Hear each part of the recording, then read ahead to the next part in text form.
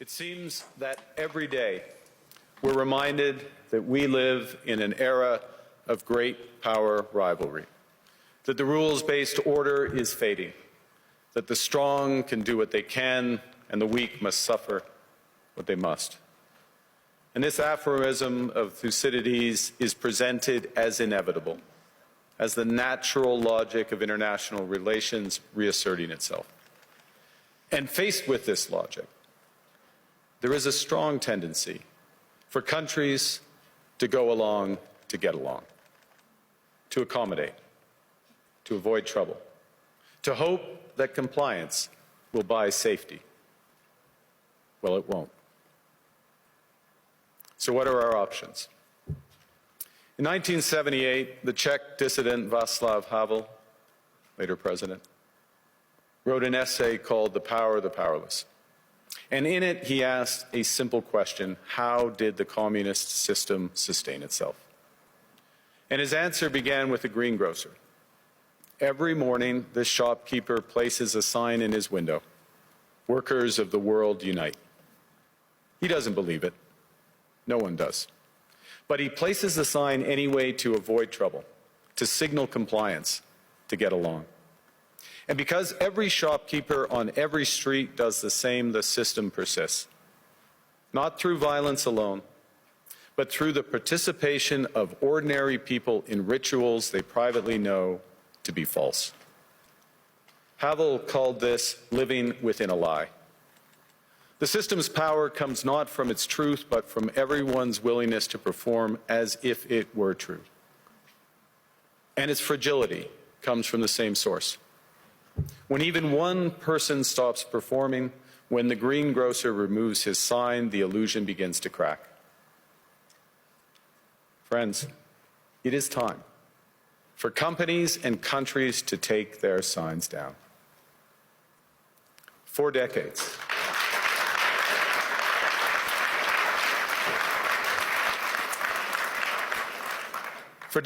countries like Canada prospered under what we called the rules-based international order. We joined its institutions, we praised its principles, we benefited from its predictability. And because of that, we could pursue values-based foreign policies under its protection. We knew the story of the international rules-based order was partially false, that the strongest would exempt themselves when convenient, that trade rules were enforced asymmetrically. And we knew that international law applied with varying rigor depending on the identity of the accused or the victim.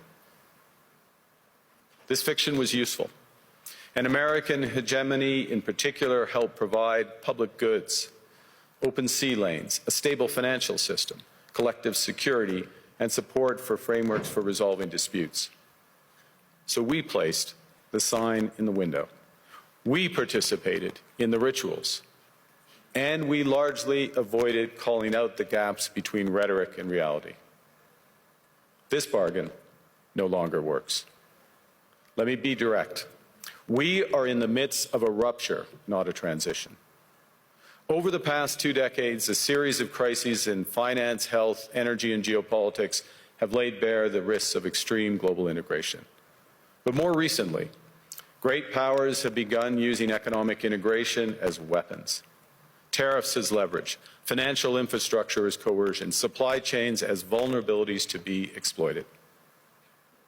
You cannot live within the lie of mutual benefit through integration when integration becomes the source of your subordination. The multilateral institutions on which the middle powers have relied, the WTO, the UN, the COP, the architecture, the very architecture of collective problem solving are under threat. And as a result, many countries are drawing the same conclusions, that they must develop greater strategic autonomy in energy, food, critical minerals, in finance and supply chains. And this impulse is understandable. A country that can't feed itself, fuel itself, or defend itself has few options. When the rules no longer protect you, you must protect yourself.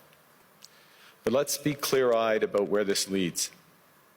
A world of fortresses will be poorer, more fragile, and less sustainable. And there's another truth.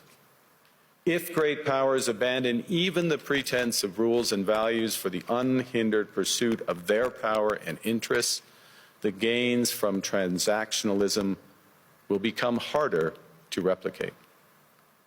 Hegemons cannot continually monetize their relationships. Allies will diversify to hedge against uncertainty. They'll buy insurance, increase options in order to rebuild sovereignty. Sovereignty that was once grounded in rules but will increasingly be anchored in the ability to withstand pressure. This room knows this is classic risk management. Risk management comes at a price. But that cost of strategic autonomy, of sovereignty, can also be shared.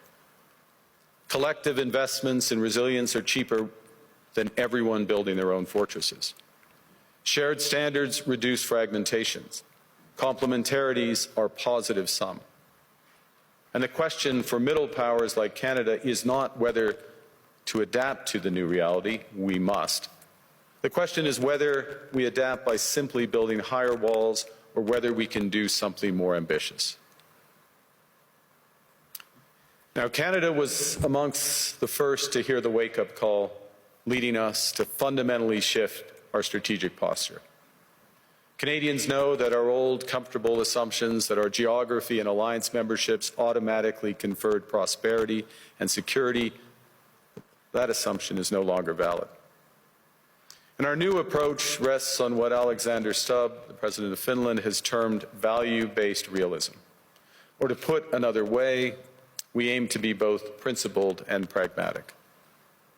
Principled in our commitment to fundamental values, sovereignty, territorial integrity, the prohibition of the use of force except when consistent with the UN Charter, and respect for human rights.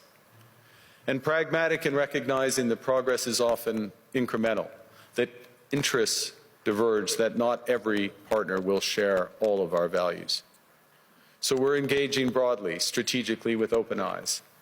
We actively take on the world as it is, not wait around for a world we wish to be. We are calibrating our relationships so their depth reflects our values. And we're prioritizing broad engagement to maximize our influence, given the fluidity of the world at the moment, the risks that this poses, and the stakes for what comes next. And we are no longer just relying on the strength of our values, but also the value of our strength. We are building that strength at home. Since my government took office, we have cut taxes on incomes, on capital gains and business investment. We have removed all federal barriers to interprovincial trade.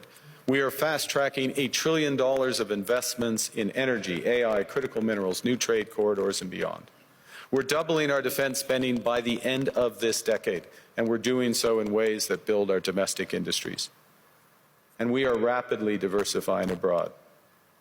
We've agreed a comprehensive strategic partnership with the EU, including joining SAFE, the European Defence Procurement Arrangements. We have signed 12 other trade and security deals on 4 continents in 6 months. In the past few days, we've concluded new strategic partnerships with China and Qatar. We're negotiating free trade pacts with India, ASEAN, Thailand, Philippines, and Mercosur. We're doing something else. To help solve global problems, we're pursuing variable geometry. In other words, different coalitions for different issues based on common values and interests. So on Ukraine, we're a core member of the Coalition of the Willing and one of the largest per capita contributors to its defense and security. On Arctic sovereignty, we stand firmly with Greenland and Denmark and fully support their unique right to determine Greenland's future.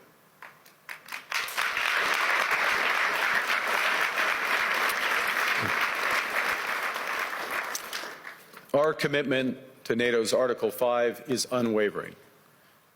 So we're working with our NATO allies, including the Nordic-Baltic Gate, to further secure the alliance's northern and western flanks, including through Canada's unprecedented investments in over-the-horizon radar, in submarines, in aircraft, and boots on the ground, boots on the ice. Canada strongly opposes tariffs over Greenland and calls for focused talks to achieve our shared objectives of security and prosperity in the Arctic. On plurilateral trade, we're championing efforts to build a bridge between the Trans-Pacific Partnership and the European Union, which would create a new trading bloc of 1.5 billion people. On critical minerals, we're forming buyers' clubs anchored in the G7 so that the world can diversify away from concentrated supply. And on AI, we're cooperating with like-minded democracies to ensure that we won't ultimately be forced to choose between hegemons and hyperscalers. This is not naive multilateralism, nor is it relying on their institutions. It's building coalitions that work, issues by issue, with partners who share enough common ground to act together. In some cases, this will be the vast majority of nations. What it's doing is creating a dense web of connections across trade, investment, culture, on which we can draw for future challenges and opportunities. I argue the middle powers must act together because if we're not at the table, we're on the menu.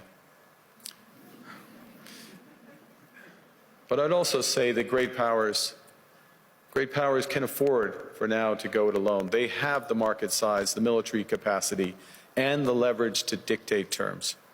Middle powers do not. But when we only negotiate bilaterally with a hegemon, we negotiate from weakness. We accept what's offered. We compete with each other to be the most accommodating. This is not sovereignty. It's the performance of sovereignty while accepting subordination. In a world of great power rivalry, the countries in between have a choice: compete with each other for favor, or to combine to create a third path with impact. We shouldn't allow the rise of hard power to blind us to the fact that the power of legitimacy, integrity, and rules will remain strong if we choose to wield them together. Which brings me back to Havel. What does it mean for middle powers to live the truth? Well, first, it means naming reality.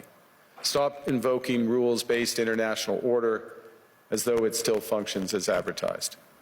Call it what it is: a system of intensifying great power rivalry where the most powerful pursue their interests using economic integration as coercion. It means acting consistently, applying the same standards to allies and rivals.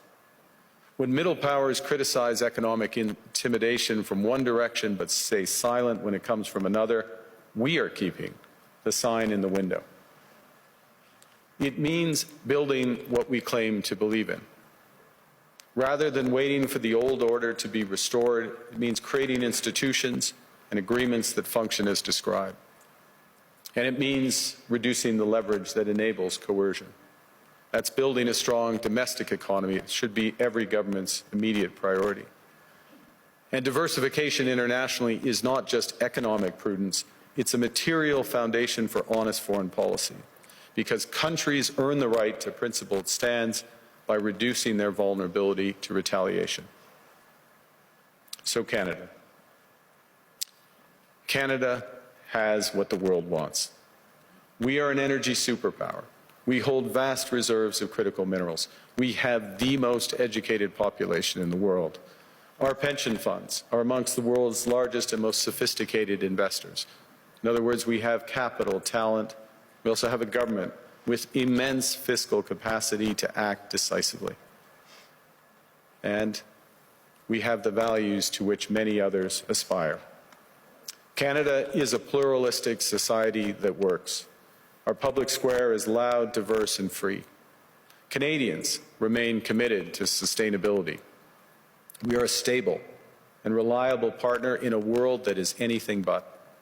A partner that builds and values relationships for the long term. And we have something else. We have a recognition of what's happening and a determination to act accordingly. We understand that this rupture calls for more than adaptation.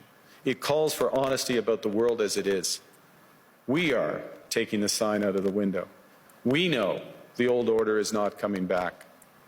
We shouldn't mourn it. Nostalgia is not a strategy. But we believe that from the fracture, we can build something bigger, better, stronger, more just. This is the task of the middle powers. The countries that have the most to lose from a world of fortresses and the most to gain from genuine cooperation. The powerful have their power. But we have something too. The capacity to stop pretending, to name reality, to build our strength at home, and to act together. That is Canada's path. We choose it openly and confidently, and it is a path wide open to any country willing to take it with us. Thank you very much.